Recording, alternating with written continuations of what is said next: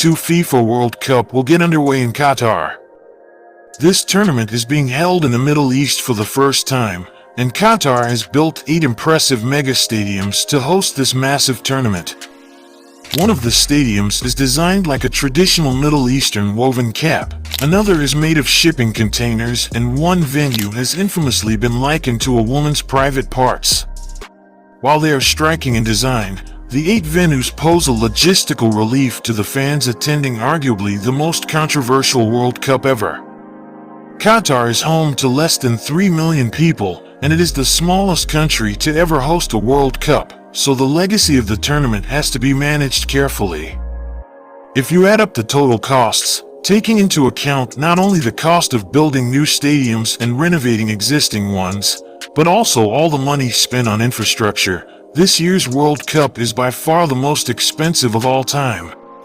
Qatar has reportedly amassed astronomical costs of around $220 billion. By contrast, the cost of the 2006 World Cup in Germany was only at a minuscule $4.3 billion. But it must be taken into account that the costs associated with the new stadiums in Qatar are only in the order of $7 to $10 billion. The bulk of the spending is infrastructure-related costs, which are part of the broader Qatar 2030 plan. The stadiums are all situated within a 21-mile radius of central Doha and will be linked by a metro and tram system, making it possible to watch more than one game in the same day for any fan wishing to do so. With high summer temperatures, each stadium is equipped with solar-powered cooling technology to keep the temperature at 27 degrees Celsius. All stadiums are eco-friendly and their temperature will be controllable. The tournament organizers have pledged to build stadiums with modular elements, which will be reconfigured after the tournament to provide a lasting legacy for the World Cup far beyond Qatar's borders. Only one stadium will be called home to a football team afterwards. One other stadium will be dismantled altogether, while 6 of the remaining venues will have half their seats taken up and sent to developing countries to help improve their sports infrastructure. With this step, as many as 22 new stadiums will be created in emerging economies. With all that said, now let's take a closer look at the 8 stadiums and their unique designs. Number 1. Lusail Stadium. The showpiece stadium for the tournament that will host the opening fixture and the final as well as other key matches is Lusail Stadium. This stadium was designed by Foster and Partners, and it can accommodate up to 80,000 spectators, which is the highest capacity out of all stadiums. Its design has been inspired by the Fanner lantern that is characterized by its interplay of light and shadow. Lusail's shape and facade echo the intricate decorative motifs on bowls and other vessels, characteristic of the golden age of art and craftsmanship in the Arab and Islamic world. The stadium was opened this year very much behind schedule, and it is 10 miles away from the Doha city center. At the end of the tournament, most of the seats will be removed and donated to developing countries, as the new city of Lusail will not need its own football stadium after 2022.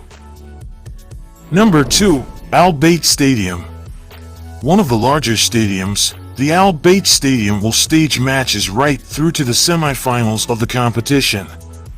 It is set to host 9 matches, and will be the stage for the opening ceremony and opening match between hosts Qatar and Ecuador. This stadium has the second highest capacity, accommodating 60,000 spectators. The arena is designed to represent Arab hospitality, with the structure looking like a traditional Arab tent known as Bayt al-Shar. The stadium's design honors Qatar's past and present, while being a model of green development and sustainability. Because temperatures in Qatar can top 30 degrees Celsius even in November, it will also have a retractable roof to keep out the heat. Located 27 miles away from the city center, it is the furthest stadium from Doha, but fans not wanting to leave can stay in its plush 5-star hotel and experience the luxury amenities at its shopping center, which will be opened at the venue. Number 3. Al Janoub Stadium. The futuristic design of the Al Janoub Stadium is inspired by the sails of the dhow boats traditional to the country of Qatar and a nod to the coastal city's maritime heritage. It boasts a retractable roof and an innovative cooling system to ensure the ground can hold events all year round, even during the searing heat of the summer months. It was designed by the world-renowned late British-Iraqi architect, Zaha Hadid. The funny thing about this stadium is when Hadid's design was first released and went viral, commentators suggested the stadium looked more like a woman's private parts. Al Janoub Stadium was the first of the World Cup stadiums to be completed back in the summer of May 2019, and it has a capacity of 40,000. Number 4. Stadium 974. In a first for the World Cup, this stadium has been made from 974 shipping containers and other modular steel elements, echoing the nearby port and the industrial history of the plot. Due to the upcycled materials used, the stadium can easily be dismantled after the tournament finishes. The stadium's clever modular design meant that fewer normal building materials were required than in traditional stadium development, which helped keep construction costs down. Stadium 974 is the only waterfront venue with a spectacular view of the Doha skyline.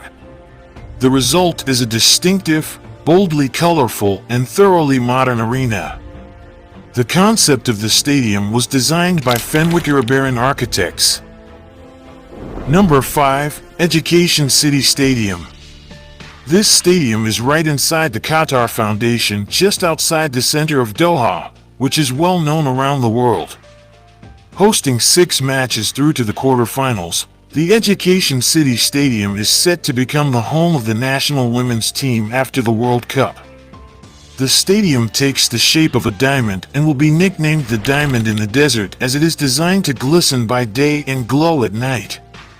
The facade of the stadium features triangles that form complex diamond-like geometrical patterns which appear to change color with the sun's movement across the sky.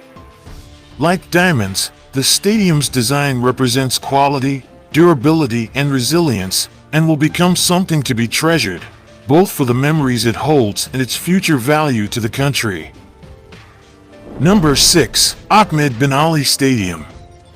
This stadium, which also underwent a name change after initially being called the Al Rayyan Stadium, will host 7 matches up until the quarter-final stage and is meant to be a reflection of Qatari culture. The facade features intricate patterns representing the country of Qatar, from its wildlife to its history of trade. The ground is in proximity to the desert, so the hospitality areas and merchandise stalls outside the ground will be shaped to resemble sand dunes. Located in Al Rayyan, the stadium was built on the site of the old ground with the majority of construction materials reused to erect the Ahmed bin Ali Stadium. Number 7. Al Thumama Stadium. This stadium is inspired by the Ghafiya, a traditional woven cap worn by men across the Middle East, and it's easy to see in pictures of the stadium. The Ghafiya forms a fundamental layer of the traditional clothing of the region. It is also a symbol of dignity and independence. This is the first World Cup venue to be designed by a Qatari architect, Ibrahim Al-Jaida. With a capacity of 40,000, the stadium will host a total of 8 matches during the World Cup. After the tournament, the stadium will halve its capacity, donating the seats to developing countries. The remaining 20,000-seat arena will be used for football and other sporting events. A sports clinic will open on site, as well as a boutique hotel, which will replace the stadium's upper stands. The precinct surrounding the stadium will become a community hub with facilities for multiple sports. There will also be a number of retail and commercial units created to ensure the area becomes a bustling hub of exercise and activity. Number 8. Khalifa International Stadium. This was one of the only stadiums to have been opened before the World Cup was awarded to Qatar, with it initially built in 1976. It also hosted the Emir Cup final in May last year in front of 40,000 spectators. It has been the country's national stadium since it opened and has been extensively renovated to host the World Cup this year. In 2005, the stadium was renovated and expanded to serve as the centerpiece of the 2006 Asian Games hosted by Qatar. It has also hosted the Gulf Cup, the AFC Asian Cup, and the IAAF World Athletics Championships in 2019. The stadium, which includes sweeping arcs and partially covered stands, is the centerpiece of Aspire Zone, a sports complex that includes Aspire Academy for Sports Excellence and many other sporting venues. Attached to the stadium via a walkway is the 321 Qatar Olympic and Sports Museum, adding to the appreciation of how this venue cherishes its past as it builds towards an exciting future.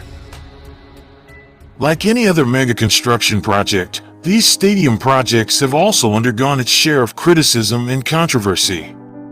The World Cup in Qatar has come under international criticism not only for its high cost, but above all for human rights violations. Thousands of workers have reportedly died due to dangerous working conditions while building the stadiums. Due to these allegations, there is an ongoing debate in many countries about whether or not to watch the World Cup. Recently, most big cities in France decided against broadcasting the games in public on big screens due to human rights violations and environmental impacts of the stadiums. Now that the tournament is just days away and Qatar is all prepped to host the games, it is highly unlikely that the decision to hold the games in Qatar